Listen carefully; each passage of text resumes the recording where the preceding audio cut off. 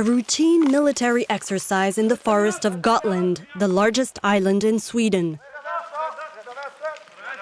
These soldiers belong to the 61st Air Defense Battalion of the Swedish Army. They're based on the mainland and are only here for a few months, but a force of some 300 soldiers will soon be stationed permanently in Gotland. The reason for that is the unstable situation within the Baltics. We see more military exercises in the Baltic region. From that point, we are making higher military capability within all Sweden, and Gotland is one part of that. In the middle of the Baltic Sea, facing the Baltic states and the Russian enclave of Kaliningrad, this island of 57,000 inhabitants has a strategic location. A Russian military intervention there is considered highly unlikely, and Moscow has dismissed the idea as ludicrous. But it has deployed nuclear-capable missiles in Kaliningrad, so the Swedes are on their guard. As you can see in the background, it's a Swedish variant of the Hawk system. A company consists of 4 firing units, and with its range, it can cover just about all of Gotland. We can defeat almost any kinds of threats, but with today's weapons technology and development, we have more and more difficulty to defend all kinds of threats. For example, like the Iskander missile, which can reach Scotland from, for example, Kaliningrad. Sweden has not only increased its military spending, it also recently strengthened ties with NATO, of which it is not a member. The agreement allows for the deployment of Atlantic Alliance troops across the country if needed. Gotland will be this year at the heart of a major military exercise involving some 20,000 Swedish soldiers, plus troops from the US, France, Norway, Denmark and Estonia. Yet that doesn't impress Russia, which will at the same time hold its own military exercise in Belarus and Kaliningrad, this time with 100,000 troops. Gotland played a key role in Swedish defense during the Cold War, but the island was demilitarized in 2005. Now tourists come here to visit Visby, Gotland's only town and a UNESCO World Heritage Site. Residents are not particularly worried to see troops return.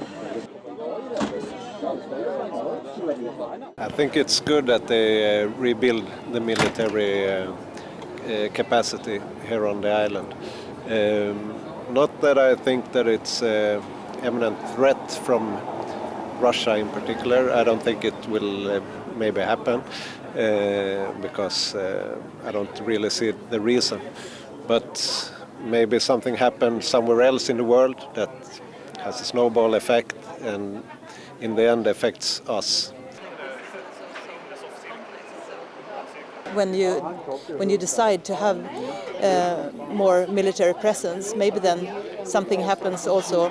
I mean, that's the game of the game. When you escalate, then someone will respond. So maybe things will change. But I wouldn't say I'm afraid at this point.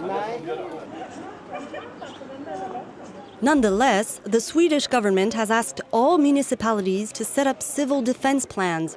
It also launched a nationwide awareness campaign. Christer Stoltz oversees contingency planning in Gotland. He and his team work to prepare the population for any type of crisis, including a military one. This is a list of good things to have at home to handle a crisis. Something to cook with, warm clothes, matches, candles. It's good to have a water container or canned food at home, so you have enough food for 3 days. There are different types of scenarios. It could be a power outage or anything that might cause a big disruption for society.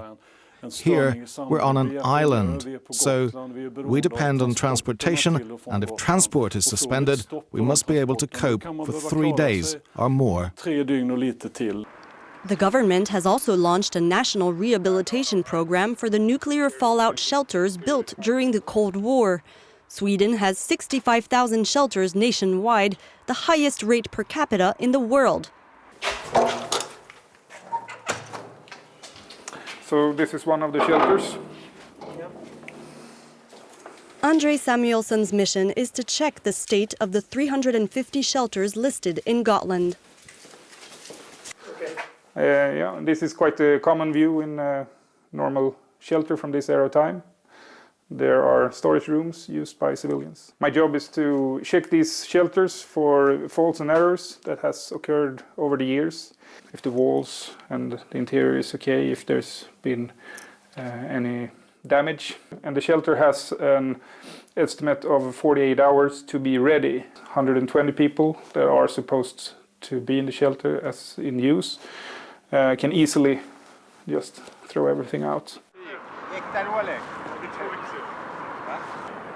Such a scenario is a fairly abstract concern for these high school students we meet at their athletics club. Yet they're reassured to have permanent troops return to the island. They also see Sweden's plan to gradually reinstate mandatory military service as a wise move in a worrisome world. Before, it has felt like everything was very distant and far away, but recently we had a terror attack in Stockholm, and after that you've got a little bit shaken up, and you have begun to think more about it, and yeah. Gotland is a good strategic place because that's like in the middle of the world, so that's pretty good, but not good for us that live in Sweden or Gotland, so that's why we need to defend. And we can't just sit and wait for something to happen. Something actually needs to happen, and we need to, and if we want to influence that, we need to. It's a good choice to make, to join the military and try to help out the country as much as you can.